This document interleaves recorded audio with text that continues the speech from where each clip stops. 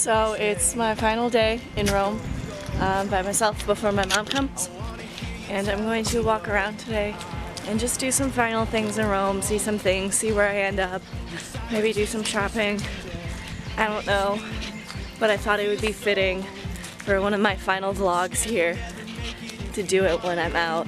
So when I go around today, I'm just going to talk to you and tell you about my experience here and how it shaped me.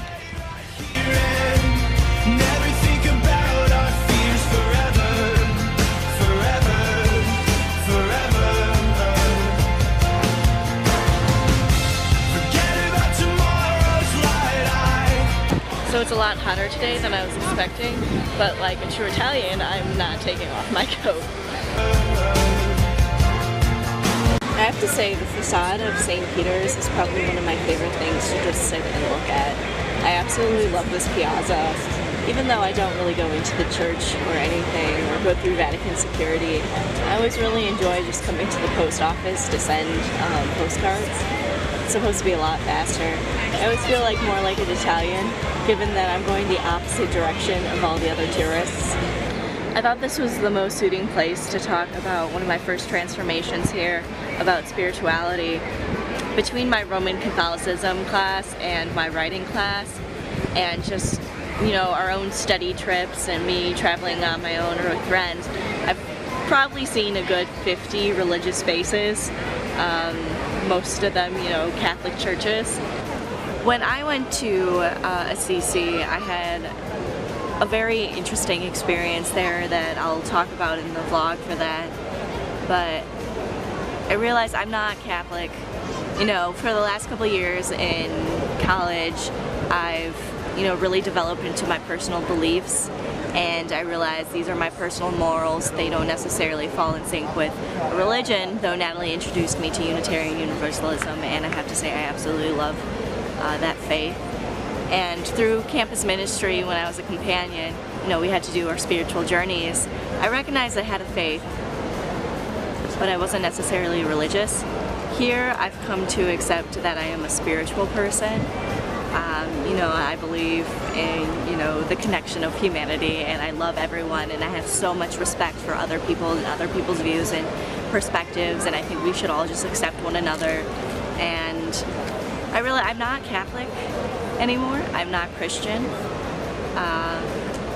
Though I took a Roman Catholicism class, and I thought, you know, maybe that'll help connect me to my roots more. I love Jesus. I love the Pope.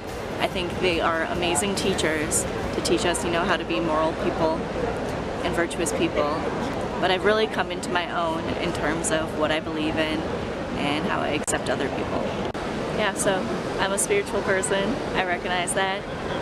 And I really enjoy talking to other people about their faith and, you know, spirituality, and talking about growing as an individual, because I think your personal beliefs, coming to accept that and then also being okay with others, is one of the best ways to be a less ignorant individual, a more accepting individual, and really learn to love this world that we live in.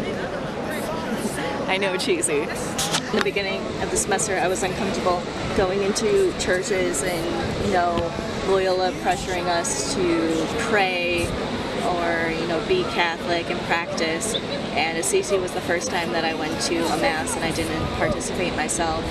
And now I can accept more of Catholicism for what it is, separate than me, and have a lot more respect for it. And now when I go into a church, except feeling, you know, guilt or pressure, I can appreciate the space for what it is and, you know, connect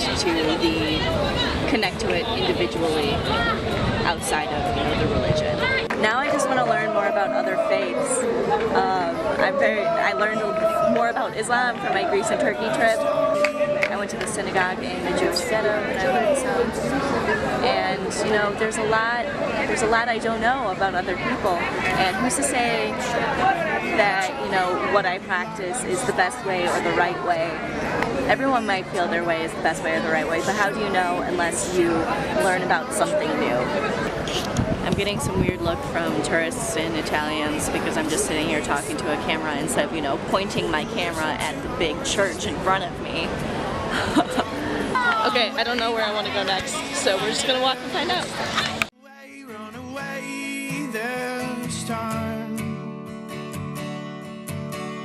I probably like the San Pietro Piazza and the Vatican so much because it's the one place I've gone to most frequently by myself when I've had an errand to mail a postcard.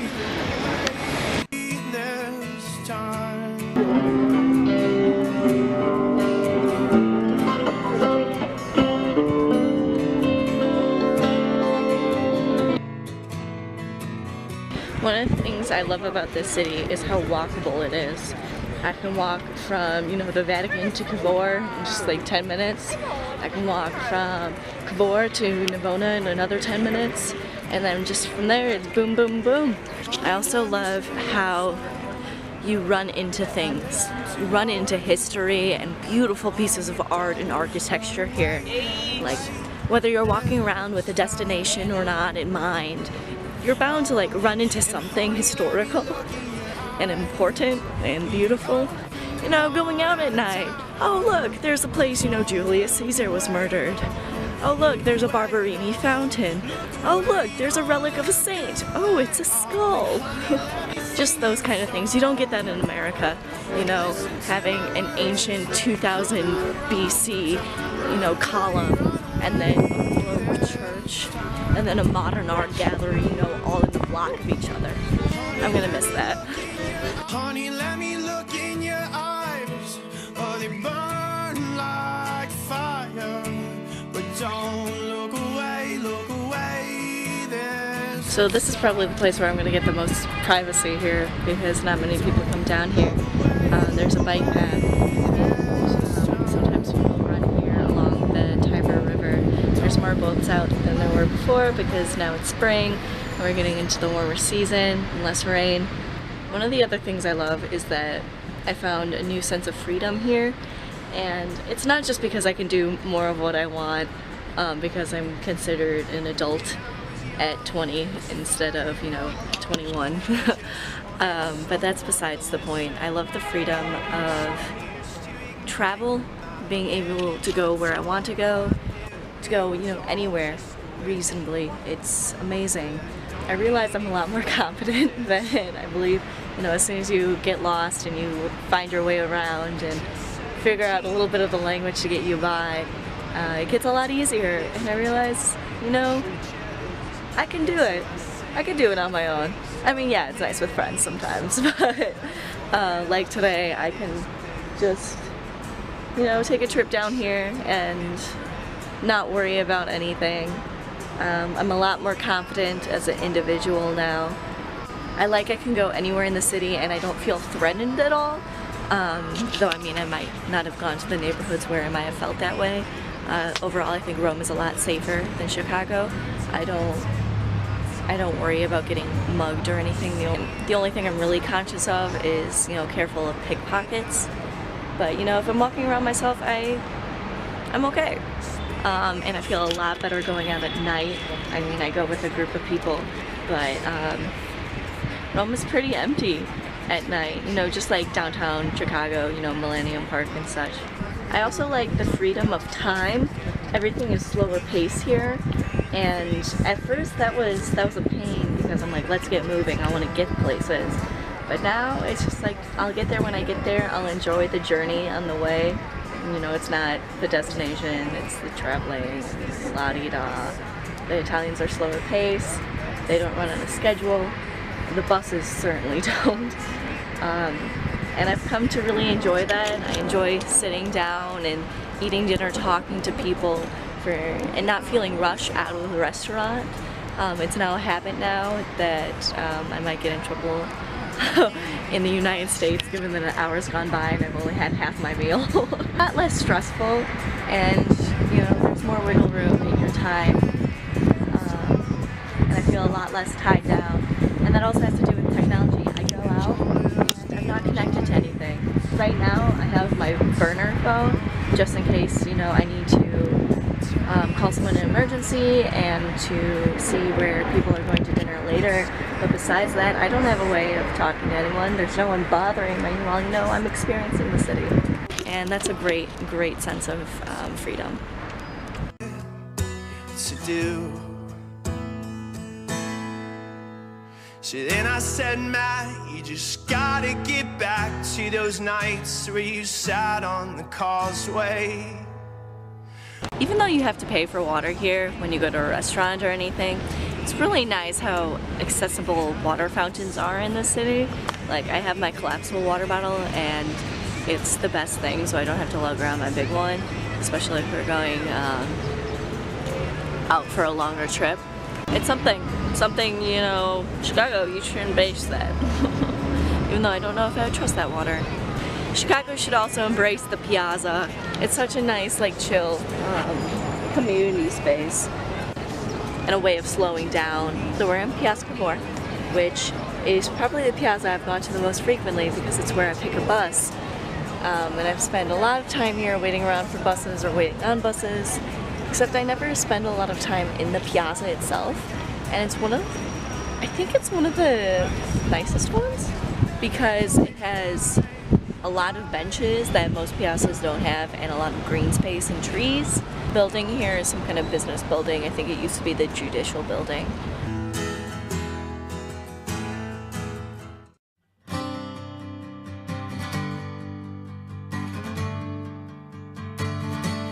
Sometimes when I'm in the middle of a group of tourists, whether they speak English or a different language, it's not Italian. Sometimes I like to pretend that I'm Italian and use permesso and scusate, just so I don't get bothered. Hold back now, 'cause nobody knows you like I do. Nobody knows you like that. You're broken down, cracked and crippled, turned inside out, seeing triple, but nobody loves you like I do.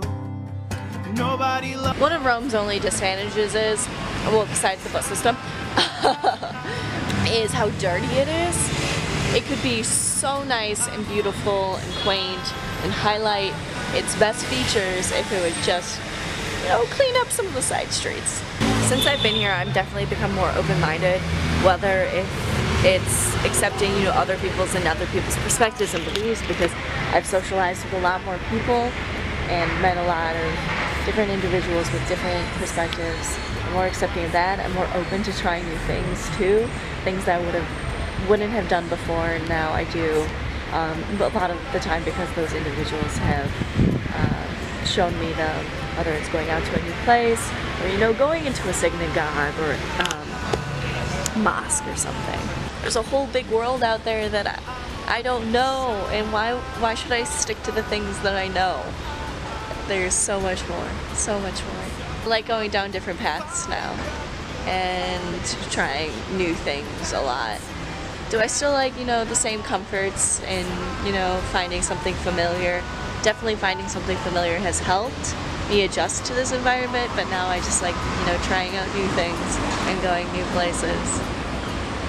And now I do that more on my own too. You know, I'm doing a day today where I'm just walking around. I had a Rachel and Roma day a month or so ago, and I love it. I love that I feel comfortable enough in myself and my abilities to do that. Your side,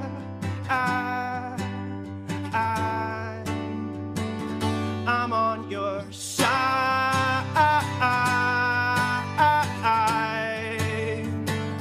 I'm on your side. See what I mean about randomly running into cool things? Your heart and push my pedal to the ground.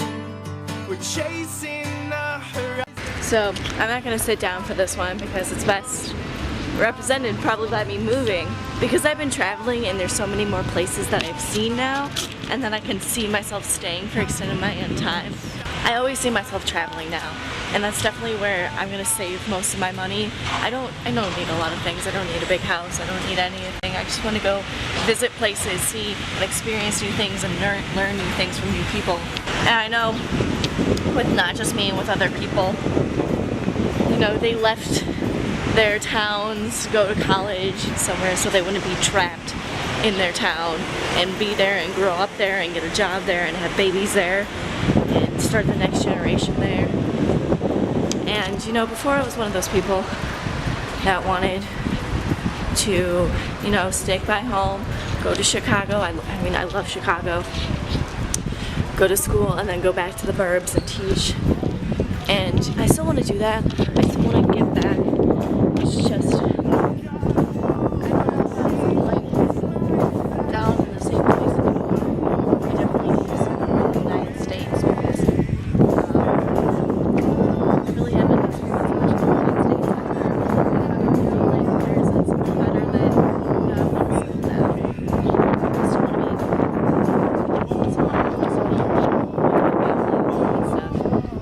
I think I need to try going to some big places. That's all. Get out of your small little corner of the world and go somewhere new. I also think my experience here has ruined travel for me because I don't think I could do just like a short trip somewhere with a tour. I mean, I've done weekend trips and I know, you know, those are fine. But doing the tourist thing, I don't know, I want to be in a place for an extended amount of time where I can actually experience the culture and be a traveler rather than a tourist. Maybe when I have a summer off when I teach, I definitely want to do trips where I'm volunteering and, you know, going to different places of the world to do that where it's cheaper.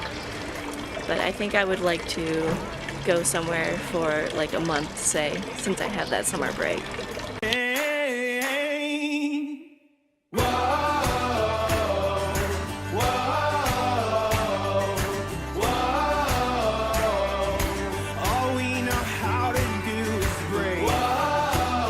Tourist season has definitely started to pick up, that's for sure. It's definitely going to be weird readjusting in the States and seeing big cars everywhere, like SUVs and stuff. I've gotten used to the little cars and the scooters and Vespas that are parked haphazardly everywhere because Italians don't care about laws.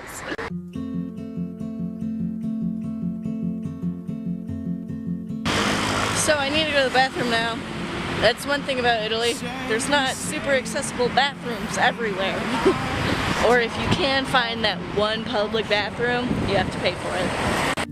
You won't show the record spin while you dance with your temporary. I'm really glad that this is what I decided to do with my last day. A lot of people are spending their last day souvenir shopping and, you know, hitting all the monuments they can. And given that I've gone souvenir shopping, given that my mom's coming, we're doing all those monuments and stuff, I really wanted a more personal day, you know, with Rome and, you know, doing my own thing. And video journaling while I've been doing that has really like slowed me down, and it's forced me to go to a lot quieter places, getting the best places to be able to do this. But then also going to my favorite places that I want to share and, you know, recalling my memories there. It's made it a lot more reflective for me, you know, going through Rome this way. And I'm really glad I got to share that. It made me look at places in a little bit more of a meaningful way and being able to talk about it because I'm the kind of person who likes talking about things. That's how I process things, that's how I share things. But it also made me care less what people think because there's a couple of places where I've been getting weird looks because I'm doing this in public.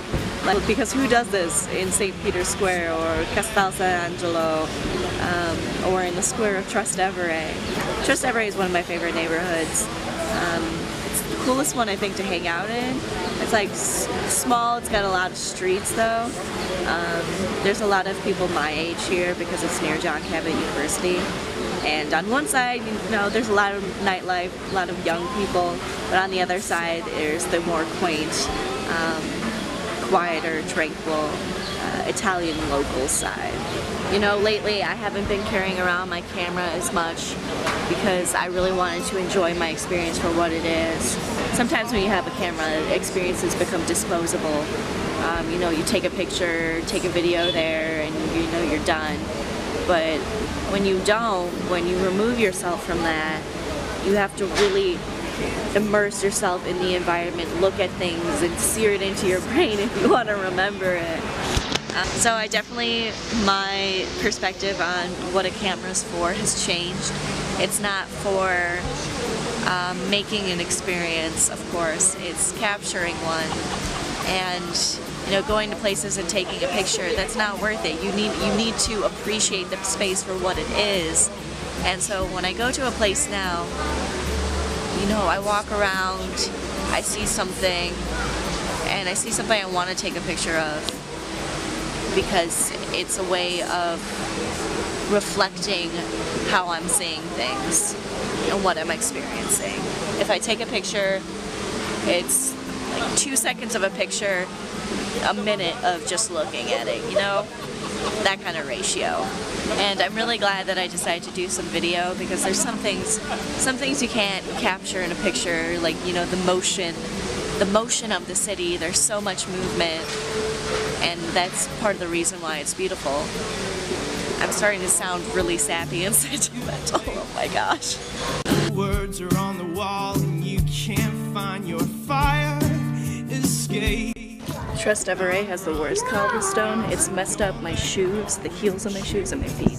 So many people with dreadlocks in this area. The sun so you can't see. I'm going to miss the accessibility of gelato. Froyo just isn't the same. Also, I love going into places where I'm getting food and it's only Italians in there and Italian children. Kind of validates my decision. It's all natural. And we're just getting started. The road stretches. That was so cool. Last time I was here with my Italian partner, that church was closed, and there was no one there besides the caretaker who gave me directions to St. Cecilia's. Awesome. Love it when that happens. And cracks in the pavement. We'll aim for a place we. I'm going to end this at St. Cecilia's. Number one, because my battery's dying. Number two, I went here with my Italian partner, and I think it's one of the prettiest courtyards in front of a church, and I always see locals hanging out here. I don't like to say that I've changed here so much. The only thing that's changed about me is that I'm a little bit rounder. And especially the last couple of weeks, I've kind of given up on exercise. Oops. I used to be a very fit individual. Rock climbing is going to be so hard when I come back. The rest of this is going to be on my iPod in poor quality because I don't have my second battery. Anyway, I don't feel like I've changed or transformed here so much as I've just become more myself. I've become more Rachel rather than transforming Rachel. I'm definitely more comfortable with myself and who I am. I know what I believe in, I know what I accept, which is a lot of things and a lot of people, and because I love people, and I love places, and I love new things and experiences. And I don't feel like I have so much of a screen or am censoring myself so much anymore. I feel more authentic and honest, and I think when I come home, some people might notice that you know, maybe I come across a little bit differently, or maybe I'm more open. Maybe that's it. Rachel's more of an open book. She has less to hide. She's going to be more real with people. She cares less about how people might perceive her or judge her. And, you know, I'm excited for her to come back to the States. I'm excited to stop talking about Rachel in the third person. Alright, thank you so much for going on this day trip with me. Now I'm just going to walk around and enjoy Trastevere and meet some people for dinner, and I'll be hanging out with J-Force people tonight as we say our goodbyes. It's very sad. Alright, as always, ciao amici. As far as last days go, I think this was a pretty good one. It's just a traveler with dirt on my hands.